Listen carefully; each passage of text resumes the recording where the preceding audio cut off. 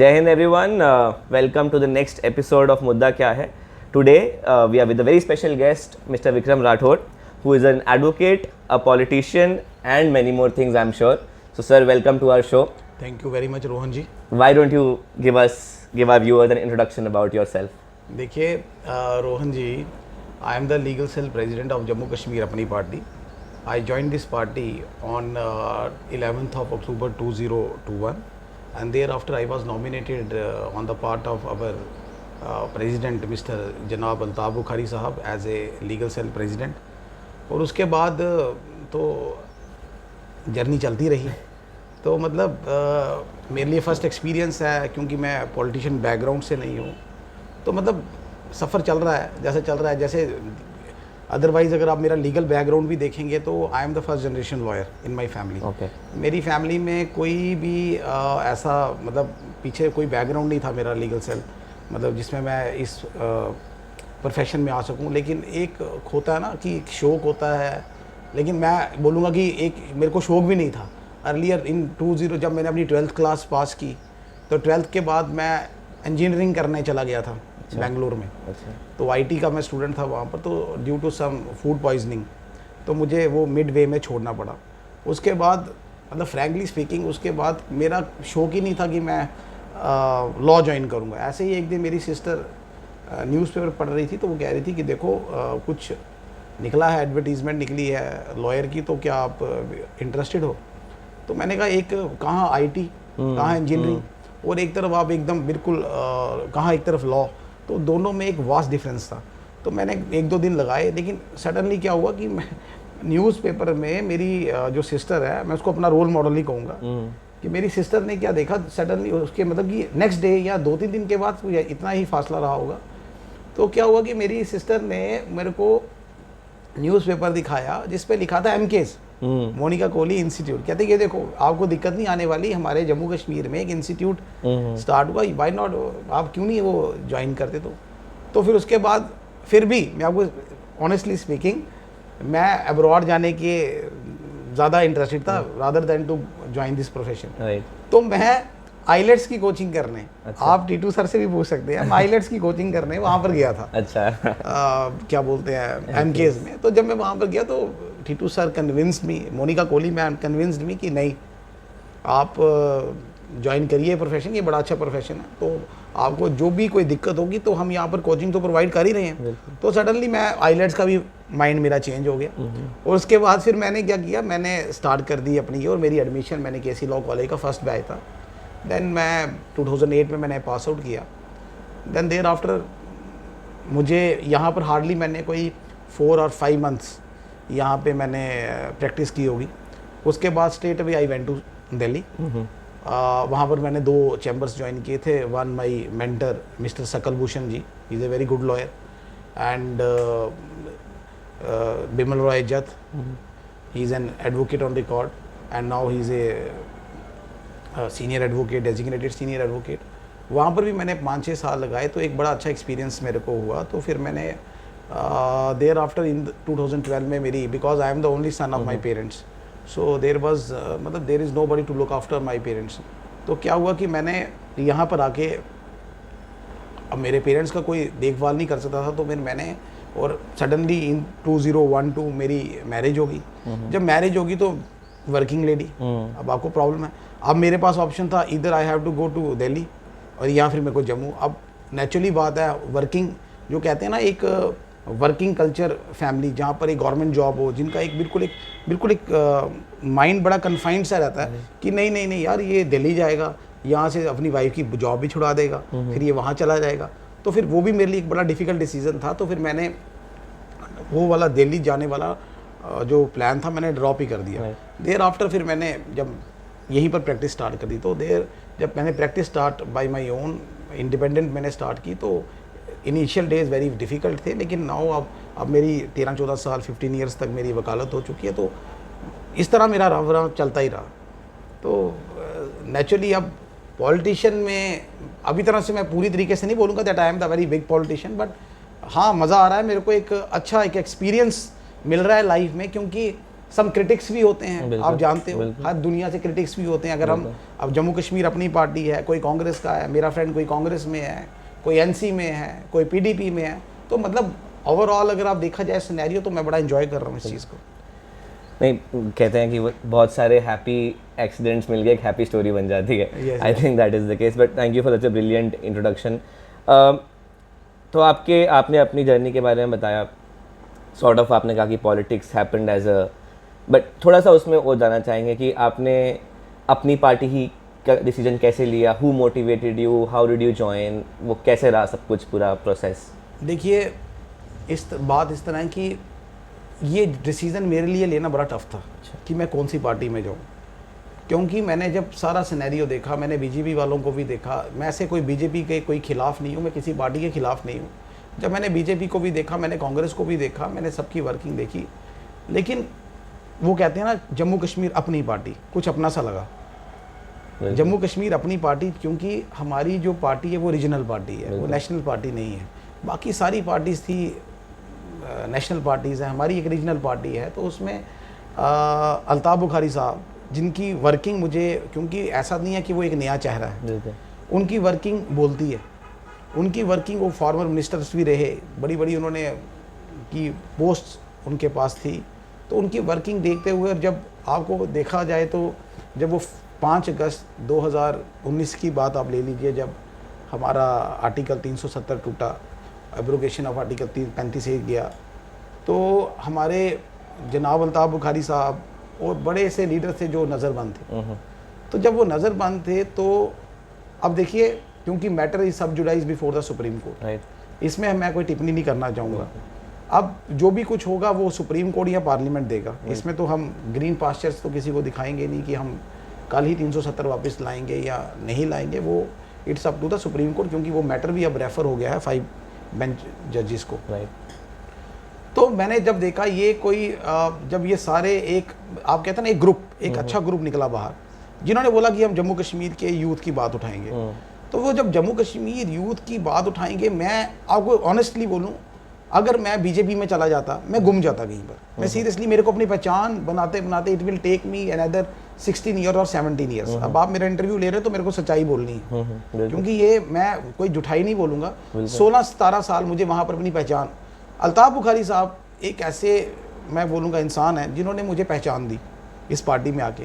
नहीं तो आप मुझे बताइए, एक न्यू एंट्रेंट और एक मतलब कि एक न्यू एक्सपीरियंस, जिसको अभी कोई एक्सपीरियंस भी नहीं है पॉलिटिशियन में, और उसको एक लीगल सेल का प्रेसिडेंट बनाना एक बहुत बड़ी बात होती है। और मेरे को शुरुआत एक बहुत अच्छी मिली इस पार्टी में, और जबकि मैंने वर्किंग भी देखी, जो मैं वर्किंग देख रहा हूँ, जैसे हमारे प्रोविंशियल प्रेसिडेंट हैं सरदार मनजीत सिंह जी, बड़ा ही उनका एक, मैं कहता हूँ, पार्टी चलाने में उनका भी एक बहुत बड़ा हाथ है हमारे जम्मू प्रोविंस में, क्योंकि बड़े हेल्पिंग है, बड़े इंकरेजिंग हैं। ऐसे हमारे एजाज काजमी जी हैं, ऐसे हमारे बोधराज जी हैं, और फ़कीर नाथ जी हैं, ऐसे हमारे बड़े सारे और भी लीडर्स जम्मू के हैं जो काफ़ी अच्छे हैं। विक्रम मल्होत्रा जी हैं, सैयद असगर अली साहब जी हैं, तो ऐसे विजय बकाया जी हैं जो हमारे चीफ सेक्रेटरी साहब हैं। तो ऐसे हमारे, मतलब ऐसा एक फैमिली का माहौल है वहाँ पर ऐसा नहीं है कि ये आगे बढ़ गया वो नीचे रह गया। निर्मल कोतवाल जी आप हमारे ले लीजिए, तो मतलब एक बड़ा फ्रेंडली सा एटमॉस्फेयर है। तो मतलब मेरे को ना कुछ खोने को है ना कुछ पाने को है। सही बात, मुझे ना कुछ खोना है ना कुछ पाना, लेकिन मुझे ये पता है कि एक लॉयल्टी मुझे अपने पार्टी प्रेसिडेंट की तरफ रखनी है। जो मुझे टास्क दिए जा रहे हैं, मैं टाइम टू टाइम करता जा रहा हूँ। That's incredible. और हम लोग के शो का नाम है मुद्दा क्या है, तो हमारा फेवरेट क्वेश्चन रहता है सारे गेस्ट से कि जैसे आपने बोला कि जम्मू की यूथ की आवाज़ उठानी है, या आपको अपनी पार्टी में एक अपना सा माहौल लगा, कुछ ऐसे रिलेटेबल टॉपिक्स मिले, कोई ऐसा एटमॉस्फेयर मिला जिसमें आप कंफर्टेबल फील किए टू डिलीवर ऑल्सो। तो क्या ऐसे कुछ एक दो आपकी मुद्दे जो आपके क्लोज हों, जो आपको लगता है कि यार जम्मू में ना अब इट्स हाई टाइम ये हो, या ऐसा हो, या JNK में ऐसा हो, क्या वो कुछ एक दो मुद्दे आप हमें शेयर करना चाहेंगे? मैं आपको दो दिन अभी आपने देखा प्रधानमंत्री साहब का दौरा था यहाँ पे, बिल्कुल था। लोगों को काफ़ी उम्मीदें थी कि कुछ ना कुछ अनाउंसमेंट करके जाएंगे। अभी मैं 1 बाय 1 टॉपिक पे आऊँगा। ठीक है। सबसे पहले हमारे OBC वाले, देखिए मैं आपसे बात करूंगा, स्ट्रेट फॉरवर्ड बात करूंगा। OBC वालों को वो कब से रो रहे हैं कि हमें 27% का हमें रिजर्वेशन दी जाए। अगर आपने हमारी जो रियासत थी जम्मू कश्मीर, जो पहले रियासत थी, आपने उसको यूटी में तब्दील किया, तो हमें यूटी के सारे बेनिफिट्स मिलने भी तो चाहिए। बिल्कुल। पिक एंड चूज़ क्यों? वो रो रहे हैं ओबीसी वाले कि हमें भी 27% का आप रिजर्वेशन दीजिए, उनको नहीं मिली। इसी तरह आप देख लीजिए, जो मैंने ही केस किया था, मैंने ही आगे गया था, ये जो आईआरपी बटालियन वाले, इनका भी केस उसी तरह था कि 2019 में इन लोगों ने फॉर्म भरे थे, उसको फिर री एडवर्टाइजमेंट कर दी, और देखिए जब उनका फिजिकल हुआ तो वो 2020 के बाद हुआ। अच्छा। जब एब्रोगेशन आर्टिकल 370 हो गया, तो डोमिसाइल का जो कंसेप्ट आया तो वो 2020 के बाद आया, ना कि पहले आया। तो हमारा ये मानना था कि जो डोमिसाइल का जो इफेक्ट आप इनको दे रहे हैं, it should not be retrospective, it should be prospective in nature. लेकिन उनके साथ भी कहीं ना कहीं नाइंसाफ़ी, उन्होंने कहीं ऐसा, मुझे लगता है कि कोई भी कॉर्नर ऐसा नहीं होगा जो टच नहीं किया होगा। हर एक पॉलिटिकल पार्टी के पास गए, लेकिन कोई इंसाफ नहीं मिला। हमने उनके लिए भी आवाज़ उठाई, उनके लिए प्रोटेस्ट किए, उनके लिए केस किया। Matter is still subjudice before the central administrative tribunal. आप उसी तरह आप ले लीजिए, आजकल की बात मैं बताऊँ, इलेक्ट्रिसिटी देखिए, मीटर, अब ये मुझे बोलने की भी ज़रूरत नहीं है, मीटर प्राइवेटाइजेशन करी। क्या हमें, अगर हमारे यहाँ पर तो कोई कोयले से बिजली तो बनती नहीं है, हमारे यहाँ पानी से बिजली बनती है, तो पानी कहाँ से आ रहा है? हमारे जम्मू कश्मीर से पानी जा रहा है, बाहर हम इलेक्ट्रिसिटी दे रहे हैं, क्यों हमारे जम्मू के वासियों को क्यों नहीं इलेक्ट्रिसिटी फ्री मिलती है? क्योंकि हमारा वन ऑफ द मैनिफेस्टो, हमारा जम्मू कश्मीर अपनी पार्टी का मैनिफेस्टो कि अगर if we are in power, अगर हम कल को पावर में आते हैं तो हम जम्मू को गर्मियों में 500 यूनिट फ्री देंगे, और इसी तरह कश्मीर में भी हम सर्दियों में कश्मीर वासियों को 500 यूनिट फ्री देंगे बिजली की। ये हमारा दावा, और ये मुझे पूरा पता है, यकीन से कहता हूँ कि हमारे अल्ताफ़ बुखारी साहब जो कहते हैं वो करते हैं। उसी तरह आप देखिए, ये जो हमारे डेली वेजेस, अब डेली वेजेस की देखिए कब रेगुलराइज होंगे, कब उनकी वेजेस होंगी। तो इसी तरह बड़े सारे मुद्दे हैं जिस पर बढ़ चढ़ कर मैं बोलूँगा। अभी ये पहली पार्टी है जम्मू कश्मीर अपनी पार्टी जो सड़कों पे दिख रही है, चाहे वो बात रख रही है, क्योंकि देखो हमारा काम है, देखिए हमारा काम है आवाज़ उठाना, वॉइस रेज करना, लड़ना तो नहीं ना है किसी के साथ, क्योंकि लॉ एंड ऑर्डर को भी मेंटेन करना है हमारा। हमने ऐसा कोई भी मुद्दा नहीं है रोहन जी जिससे हमने जम्मू कश्मीर के कोई भी नौजवान की बात हो या महिला उनकी बात हो, ऐसा कोई भी मुद्दा नहीं है जम्मू कश्मीर का जो जम्मू कश्मीर अपनी पार्टी ने उठाया ना हो। अब जब हमने हमारा पुराना मुद्दा आप देख लीजिए, ये टोल प्लाज़ा वाला, टोल प्लाज़ा में बढ़ चढ़कर हमारे सरदार मनजीत सिंह जी जो हमारे जम्मू प्रोविंस के प्रेसिडेंट हैं, उनके साथ हम सारे एक जॉइंट एफर्ट के साथ हमने उन्होंने लेड किया था वो प्रोटेस्ट टोल प्लाज़ा, क्योंकि आपको भी पता है वहाँ पर कितनी वायलेशन एज पर दी रूल्स रेगुलेशंस वायलेशन हो रही हैं। उसी तरह हमने इलेक्ट्रिसिटी जो अनशेड्यूल कट्स हो रहे थे, उसी तरह हमने यहाँ पर आपके चीफ इंजीनियर ऑफिस के बाहर एक बहुत बड़ा प्रोटेस्ट, वो भी सरदार मनजीत सिंह की उसमें हुआ था। तो इसी तरह काफ़ी सारे मुद्दे हमने उठाए। तो मुझे लगता है कि अब पॉलिटिक्स नहीं, बड़ा हो चुका, अब सच्चाई की राजनीति बिल्कुल अगर करेंगे तो सच्चाई की राजनीति करके, क्योंकि देखिए ना, हम वकील हैं, हमें पता होता है जब हमारे पास फाइल आती है, हमें पता होता है कि इस केस में कितना दम है, लेकिन in order to protect the interest of our client हम किसी भी हद तक जाते हैं। तो लेकिन हम कहते हैं कि वो जो हमने इस टाइम जो हमने इंटरेस्ट प्रोटेक्ट करना है, वो हमने इस टाइम सच्चाई की राजनीति में करना है। नहीं, वो तो बहुत अच्छा लगा ये जान के। एंड एक आम सिटीज़न ऑफ इंडिया और एक आम सिटीज़न ऑफ जम्मू का हो तो इट्स वेरी हम्बलिंग टू सी कि आप जैसे लोग आगे आ रहे हैं and you talking about honesty and reality and truth. मेरा अगला सवाल थोड़ा सा कंपटीशन के ओरिएंटेड है। जैसे आपने कहा कि there are plethora of political parties, जे में बहुत सारी पॉलिटिकल पार्टीज़ हैं, इसमें हम काफ़ी नए चेहरे और नई पार्टीज़ देख रहे हैं जो जम्मू में आ रही हैं। एक तो आप लोग हैं जो काफ़ी अच्छे से काम कर रही है, काफ़ी 2 सालों से। आम आदमी पार्टी का काफ़ी चल रहा है जम्मू में आजकल। एकजुट जम्मू एक पार्टी है, उनका एक काफ़ी एजेंडा है। तो आपको क्या लगता है कि ये जो, मैं इसको, क्योंकि मैं एक स्टार्टअप एंटरप्रेन्योर हूँ, तो मैं इसको बोलता हूँ कि lot of entrepreneurs are joining politics.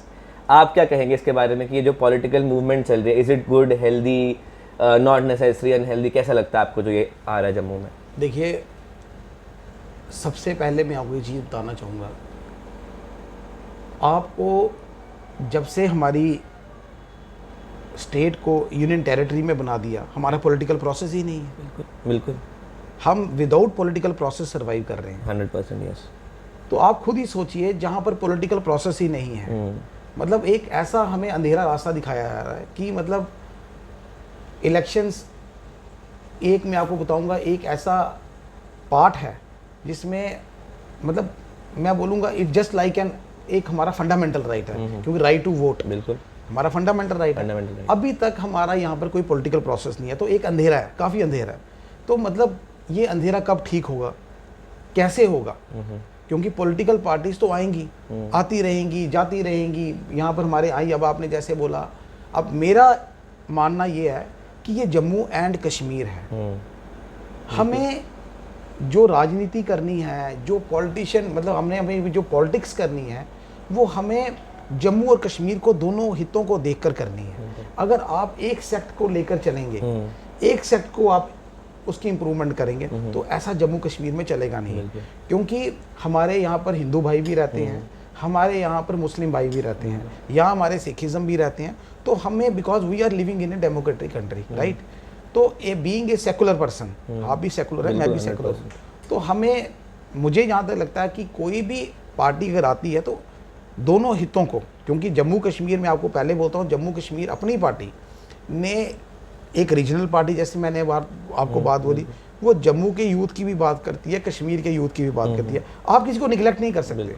अगर आप किसी को निगलेक्ट करेंगे, किसी के धर्म पे या कुछ भी करेंगे, अगर आप धर्म पे करेंगे या कोई किसी का वीक पॉइंट ले लेंगे, तो उस, मुझे लगता है कि पॉलिटिक्स तो आप खेल चुके, लेकिन वो एक मैसेज जो है ना, मतलब इन the eyes of the society at large, वो एक अच्छा नहीं जाता है। तो being a politician, being a good politician, यार आप करिए पॉलिटिक्स, ये क्या मतलब, मैं नहीं कहता आप नहीं करिए, लेकिन ऐसा मत करिए किसी के धर्म को नीचे दिखा के या किसी के सेंटिमेंट्स का हर्ट करके अगर आप ऊपर चलना चाहेंगे, तो मेरे को लगता है कि ये चीज़ें अच्छी नहीं है। जहाँ तक अब आपने आम आदमी पार्टी का किया है सवाल, देखिए आम आदमी पार्टी, केजरीवाल जी, आपने दिल्ली में भी देखा है, आपने पंजाब में भी उनकी गवर्नमेंट अभी हाल ही 1-1.5 महीना हुआ है उनको बनाए हुए, कैसा क्राइसिस आ गया आपने देखा।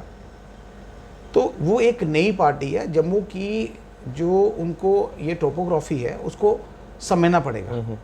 क्योंकि आप देखिए आज की डेट में, अगर आप देखिए हमारी एलजी की सरकार है, एडमिनिस्ट्रेशन, और बाहर से आईएएस ऑफिसर यहाँ पर आ रहे हैं, ठीक। पहला ऐसा होता था कि अगर जब हमारे यहाँ पर डेमोक्रेटिक ये पॉलिटिकल प्रोसेस होता था, तो हमें कुछ भी दिक्कत होती थी, क्योंकि मैं एडवोकेट भी हूँ, हमारी बार एसोसिएशन, एक जब भी कोई मुद्दा होता था, रोहन जी मैं आपको ये ऑनेस्टली बोलता हूँ, चाहे आप किसी भी वकील से आज भी पूछ लीजिए, जब भी हमें कोई परेशानी होती थी या कुछ भी चीज़ होती थी, हम direct concern minister, concern MLA को बुला लिया करते थे कि हमारी ये परेशानी है। आज की डेट में इतना वैक्यूम है कि आप किसको बुलाओगे? तो वो चीज़ें, एक मैं कहता हूँ, इग्नोर हो रही हैं। और वो चीज़ अगर देखिए ना, बाहर से आईएएस ऑफिसर आ रहा है, जो यहाँ के केएस ऑफिसर्स थे उनको आपने दरकिनार कर दिया, जिनको ओरिजिनली पता है कि जम्मू है क्या, जम्मू कश्मीर है क्या, इन लोगों को चीज़ें पता ही नहीं है। तो जब तक ये चीज़ें पता नहीं होगी, तो आपको लगता है कि कहाँ जस्टिस मिल पाएगा। अब आप देखिए, मैं मानता हूँ आपकी ये जो एंटी इंक्रोचमेंट ड्राइव चल रही है, ऐसा तो नहीं है कि लोग यहाँ पर आज इन्होंने यहाँ पर मकान बनाए हैं, ये पिछले 30 साल से हैं, 40 साल से रह रहे हैं, 50 साल, घर होता है, सबके सेंटीमेंट्स जुड़े होते हैं। तो आपकी गवर्नमेंट, जो मैं बीजेपी की बात कर रहा हूँ, 2014 से गवर्नमेंट चल रही है, आज 2022 हो गया है, आपने एंटी इंक्रोचमेंट ड्राइव चलाई, किसी को नोटिस दिया, किसी को नोटिस नहीं दिया, यार किसी का घर है, अगर वो आज से तो नहीं रह रहे हैं, आप आज ही, मतलब मैं एक तरफ ह्यूमैनिटी की बात कर रहा हूँ, अगर मैं कानूनी बात करूंगा तो दैट्स ए डिफरेंट थिंग, मैं ह्यूमैनिटी की बात कर रहा हूँ कि एक परिवार जो है वो किसी घर से जुड़ा होता है, बिल्कुल उसके सेंटीमेंट्स जुड़े होते हैं, अगर उसके घर को तोड़ा जाए या कुछ किया जाए, तो मुझे लगता है it's not a good lesson in the eyes of the society at large, as per my opinion. But देखिए, at the same time we have to see the this consequences of law also, हमने law को भी देखकर चलना है with the domain of law. लेकिन कहीं ना कहीं मुझे लगता है कि यार कि मतलब बस यार, जो कहीं रह रहा है उसको रहने दीजिए।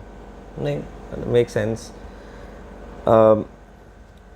मैंने देखा है कि इंडिया में जैसे जितनी भी स्टेट्स हैं, बहुत हर जगह गवर्नमेंट ऑब्वियसली, यहाँ पे पॉलिटिकल प्रोसेस नहीं हुआ काफ़ी टाइम से, बट JNK को एक अलग तरह से देखा गया है हमेशा, from a stand point of कि यहाँ की पॉलिटिक्स अलग होती है, यहाँ के इश्यूज अलग हैं, गिवन दैट कश्मीर है और ये सब चीज़ें हैं।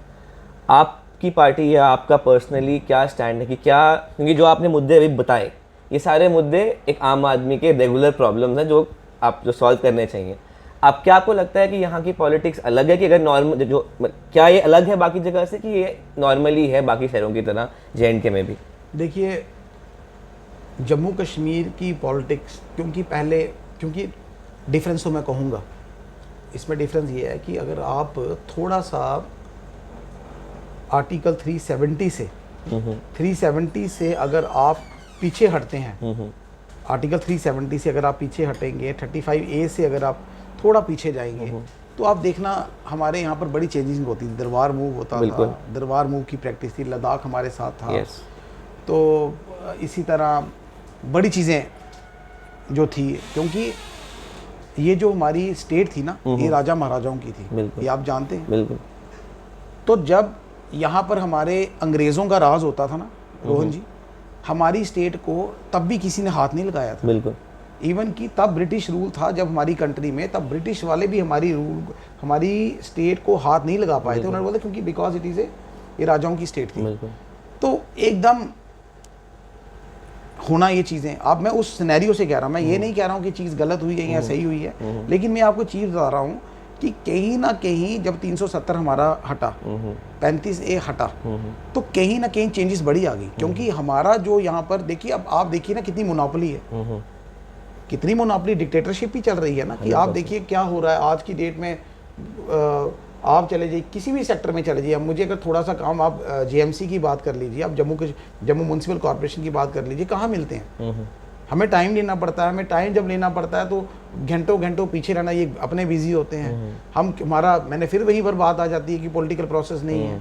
तो मुझे लगता है कि जहाँ पर अंग्रेज़ों ने नहीं छेड़ा इस चीज़ को, यार आपने क्यों छेड़ा हमारी को? हम बड़े खुश, हम हिंदू मुस्लिम लोग बड़े अच्छे रह रहे थे, लेकिन आपने ये छेड़ कर कहीं ना कहीं सेंटिमेंट्स हर्ट होते हैं। चाहे मुस्लिम्स को भी हमारी रिस्पेक्ट करनी चाहिए, हमें भी उनकी रिस्पेक्ट करनी चाहिए, तभी ये जो हमारी जम्मू कश्मीर है, ये हमारे यहाँ जो सियासत होती है हिंदू मुस्लिम पे ही होती है हमेशा।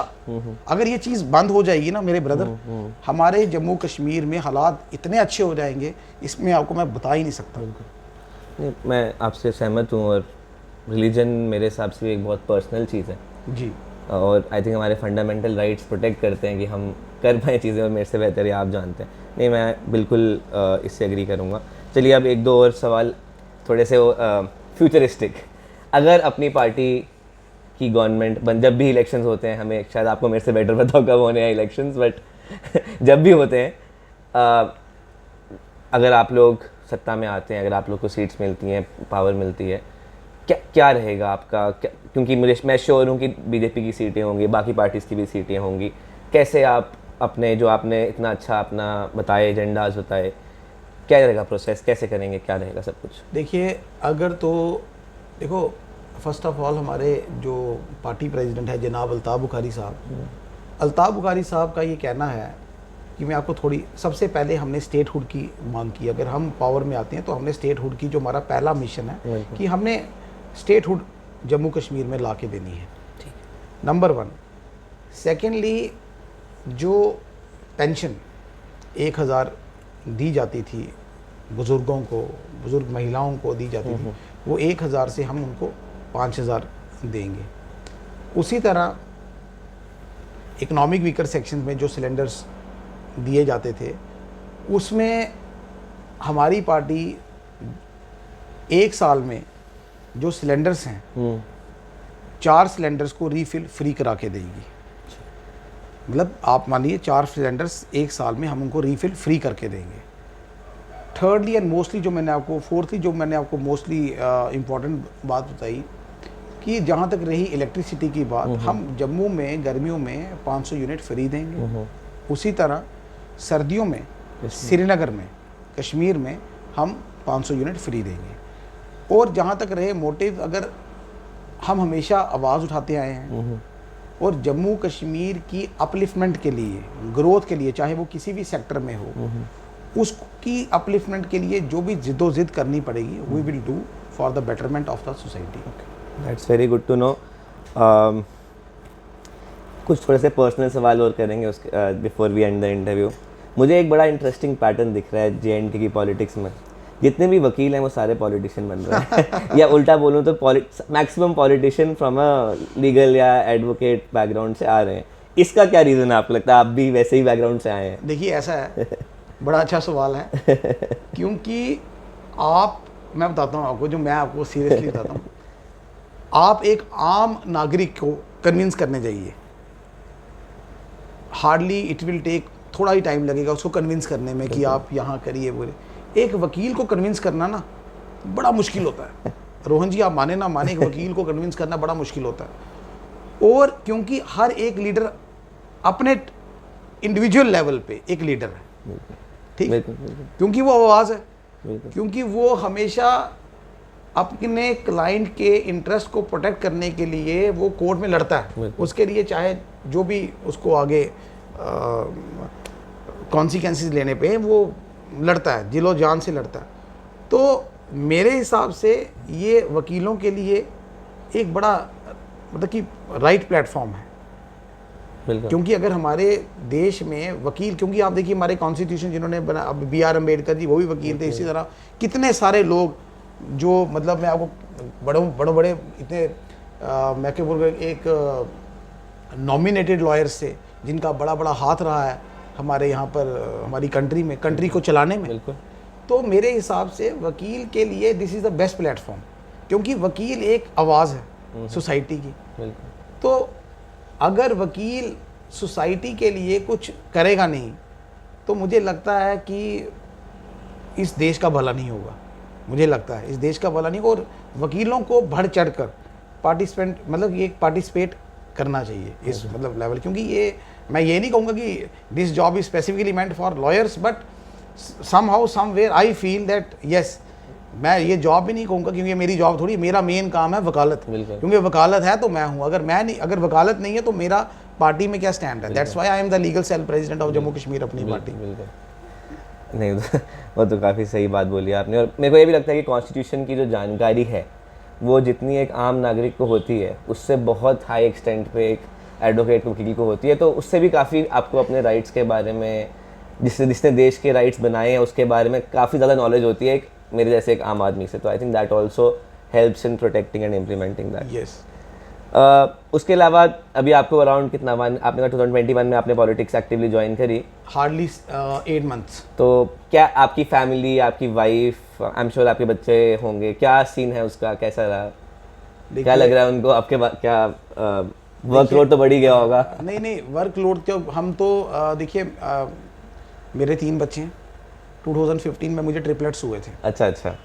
तो उस टाइम बड़ी दिक्कत आई थी मुझे काफ़ी ज़्यादा, तो लेकिन वाइफ मेरी वर्किंग है, teacher, she is a teacher.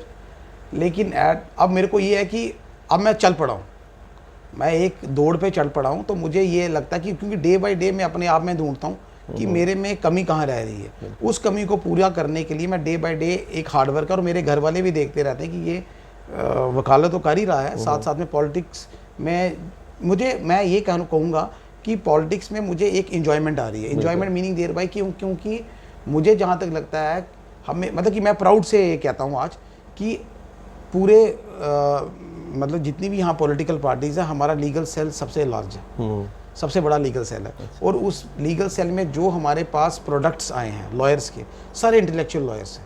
और बड़ा मज़ा आता था जब मैं उनके पास जाता था, बात करता था, और वो मतलब कि एक्टिव पार्टिसिपेंट हमारे मतलब पार्टिसिपेट उन्होंने किया हमारे लीगल सेल में। हमने काफ़ी फंक्शंस भी किए, वहाँ पर आया, हर एक की राय ली।